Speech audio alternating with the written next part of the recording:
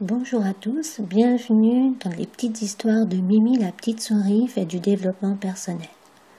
Retrouvez-moi au www.valeriane.fr sur l'évidentiel, un peu d'évidence et beaucoup d'essentiel.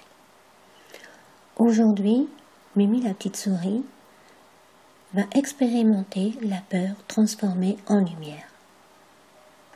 Quand j'étais gosse, la peur avait élu domicile chez moi. Et comme elle s'était imposée, je n'avais jamais eu l'idée de l'interroger sur sa présence continuelle auprès de moi. Je la gardais bien à distance de moi, même si elle me suivait partout. Il m'a fallu des années pour me rendre compte qu'elle se tenait partout où j'étais et que de l'ignorer ne l'avait pas fait partir. J'étais alors devenue une adulte et la peur avait grandi avec moi. Je la croisais sans la regarder en face. Parfois même, je fermais les yeux fort pour qu'elle disparaisse. Je croyais avoir réussi quand je ne l'apercevais plus pendant des jours. Mais elle revenait comme ça, un petit matin, sans que je m'y attende. Qu'avais donc je fait de si mal pour que la peur me suive à ce point? Malheureusement, je m'interrogeais tardivement sur cette colocataire qui vivait en moi. Et un jour, j'ai décidé d'appeler le courage en moi et de faire face à la peur. J'allais la questionner et, foi de Mimi, j'aurais une réponse à son existence. Je criais en dedans. « La peur, viens ici face à moi, je veux te parler. » J'attendais quelques minutes et il ne se passait rien. Tiens, la peur aurait-elle peur de moi cette fois? Je fermais les yeux pour mieux ressentir mon corps et ce qu'il se passe en moi. Et je répétais bien fort. « La peur, viens ici, je veux te parler. » Quand derrière mes yeux mi-clos, je vis apparaître une souillon.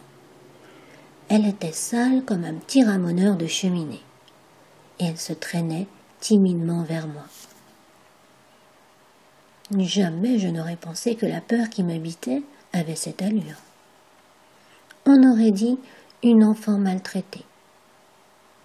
Ma surprise passée, je lui demandai « Pourquoi me suis-tu partout dans ma vie ?» J'ai bien eu à ce moment-là une pointe de compassion pour elle que j'avais tant ignorée depuis toutes ces années. La peur a soupiré et elle s'est assise lourdement. Et elle a dit « Pendant toutes ces années où tu m'ignorais, je t'ai attendu. Essayé maintes fois de te parler, te faisais des signes. Jamais tu ne m'as regardé. Mais tu m'as nourri tant de fois sans même y penser que j'ai pris cette allure que tu vois là. La première fois que tu m'as vue, pourtant, tu n'étais pas si effrayée, tu te souviens? Tu avais pris ton skateboard et tu avais entrepris de te mettre debout dessus et de descendre une pente dangereuse à tes yeux. Je crois que tu avais à peine 8 ans. Tu étais debout sur ton skate en haut de la pente et quand tu as évalué le risque, je suis arrivée.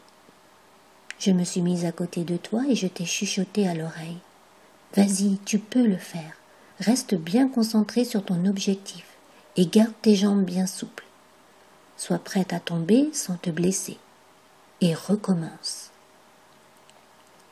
Je me souviens que tu t'es mise debout fièrement sur ton skate, que tu as regardé tout en bas de la pente et que tu t'es dit « C'est là que je vais ». Bien sûr, les premières descentes, tu es tombée, plusieurs fois même, mais chaque fois, tu remontais en haut de la rue avec détermination et chaque fois, tu recommençais. J'étais toujours près de toi pour t'encourager. Tu avais bien eu quelques égratignures, mais tu n'as jamais abandonné. Un beau matin, tu as réussi et j'ai pu voir dans tout ton être la fierté grandir en toi. Sais-tu que le courage et la fierté sont une autre facette de moi? Tu sembles l'avoir oublié parce que, quelques années plus tard, tu m'as repoussé, puis ignoré. Mimi était sans voix. Comment avait-elle pu oublier un tel allié précieux dans sa vie? Elle s'agenouilla devant la peur et lui dit ceci. « Je suis désolée de t'avoir ignoré toutes ces années, car en le faisant, je vois bien que je me suis privée également de toutes les facettes que tu as comme le courage et la fierté de réussir. » La peur soupira de soulagement et dit à Mimi, « Voilà pourquoi je suis là sans relâche auprès de toi. » Mimi se souvenait alors d'une méthode hawaïenne et elle était sûre que c'était le moment de l'utiliser. Elle reprit, « Je suis désolée, la peur. Pardonne-moi s'il te plaît. Je t'aime. Merci. » Elle pensait sincèrement chacun de ces mots. Dieu qu'elle avait perdu du temps. À ces mots, la peur changea de visage complètement. Elle devient lumineuse et souriante. Depuis ce jour, la peur est la meilleure amie de Mimi, parce que maintenant, Mimi sait que lorsqu'elle la voit, c'est qu'elle a besoin de courage et de soutien. Et vous, à quoi elle ressemble, votre peur? À très bientôt.